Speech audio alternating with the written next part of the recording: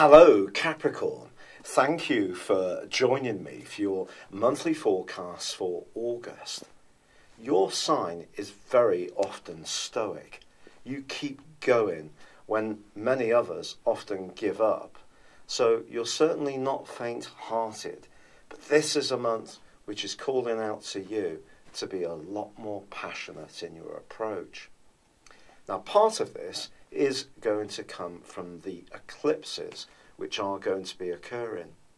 But equally, the Sun and Mars, the planet of drive, of instant gratification, are going to be broadly in touch with each other for much of the month, but particularly right at the start of the month.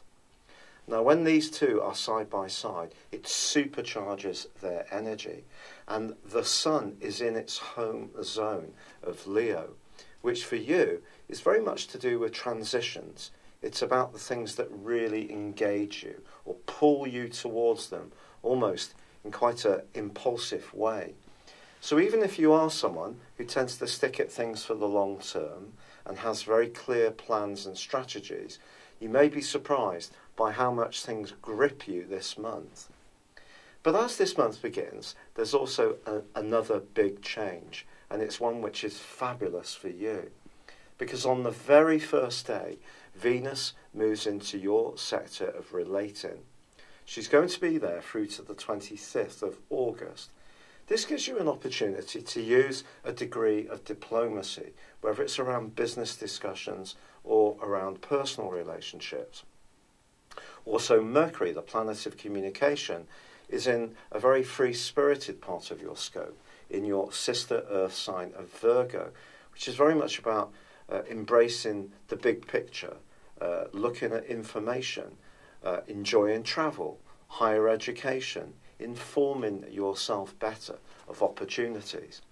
But with the Sun and also Mars very close together in the sign of Leo, this for you can be a time when you become much more attuned to your desires. Now, those desires could be commercial, they could be more personal in terms of relationships, perhaps even more sensual too. But some kind of transition can come about this month, but also in the next 6 months too, and that's where the eclipses come in. Now, on the 3rd of this month, the restless energies of Uranus, which have, I think, been challenging in some ways since 2011, at least on a full-time basis, particularly when they've clashed with tiny but potent Pluto in your zodiac sign. So your need to be an individual has at sometimes not necessarily meshed together with the way that others immediately around you would expect. And it's made you potentially more strident, more outspoken, and just a little bit more on edge in terms of your environment. Well, Uranus goes into a retrograde for 5.5 months, and the whole concept of freedom around your home and emotional life comes back into focus. However, Uranus is going to have a big role to play later this month. But first I need to tell you about the lunar eclipse, which occurs on the 7th in the sign of Aquarius. Now, Aquarius, like you, is ruled by Saturn. That's its traditional ruler. Its modern ruler is Uranus. So there is a kind of affinity between your sign and Aquarius. And I think what this particular lunar eclipse is asking you to do is to become more aware of how your values, your resources, your immediate assets influence your sense of well-being. But this particular lunar eclipse also links brilliantly to Jupiter, the planet of opportunity, which through till October the 10th is in a fabulous location for you in terms of big goals and ambitions. So I think the next 6 months that this lunar eclipse is going to be interacting into can be a time when you significantly improve your lot when it comes to finance or your job or just your sense of well-being. However, on the 13th of this month, Mercury, which is going through that really galvanising part of your scope, does slam on the brakes and go into a retrograde.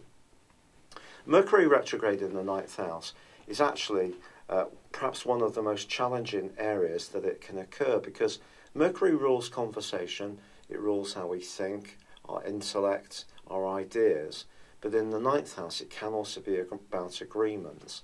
So if you are trying to come to some kind of accord with someone in a business matter or personal, then just be aware that there could be some delays in the following 3 or 4 weeks. Of course, Mercury itself will just be tracking backwards for 3 weeks, but then it has to reach the point where the retrograde begins. I think it's going to be important that you really micromanage all documents during that time. And if you are travelling anywhere, just be conscious of having a plan B, because when Mercury goes backwards in any zodiac sign, it does tend to influence distribution and travel in quite a big way. But in your ninth house, which is very much to do with global travel and international affairs, then it can have even more of an impact. So just be conscious about that. But if you are discussing financial issues, particularly if you're an entrepreneurial Capricorn, and it wouldn't be a surprise if you are, because of the passion that the Sun and Mars are generating, then perhaps you will need to get some professional advice. And if you've got an option not to, I actually think it would be a good idea if you did seek some out, just to give you a little bit more support. Because with the Sun's close proximity to Mars, there could be a tendency to be much more impulsive, to make some instant decisions, which won't necessarily be good for you. And that could be in a more destructive way as much as a more positive one. So, for example, if you think of breaking off some kind of business venture or involvement with someone, don't be too hasty. Mars can make us very impetuous, so it's just something to bear in mind. But on the 21st, we have the black moon.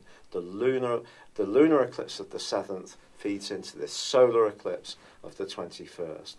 Now, if you cast your mind back to July, you'll recall that there was a Leo new moon then. So it's being repeated. But, of course, this time the disk of the Sun is going to be obstructed by the moon. And this is potentially very exciting stuff, because this feeds into Uranus. And I think for you, it suggests that anything to do with property, where you live, family matters, or very close associations, can go through some big changes over the next half year. But big changes that need to feel right for you in terms of the foundations of your existence. That's coming from the lunar eclipse. But then the Sun makes its way on the 23rd into Virgo, joining up with Mercury's retrograde. It can diminuate some of the less helpful energies of that, but it is going to give you a great deal of desire for freedom, to be more adventurous. And the great news for us all is that your ruling planet, Saturn, does end its 5.5-month backward journey, its retrograde, on the 25th.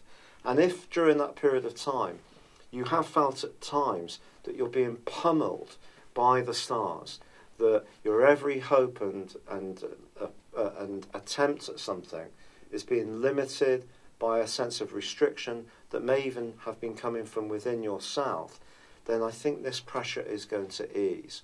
Remember, Saturn is going to move into your sign later this year, and that can be a completely new beginning for you. But for now, you are clearing up lots of loose ends, and a lot of them can be of a more psychological nature. But also Venus moves on the 26th of this month into Leo. But this can be brilliant for those financial affairs. And I want you to be really optimistic about what's possible over this next 6 months, because you can be an absolutely cracking business person. And this is your opportunity to really galvanise yourself forwards.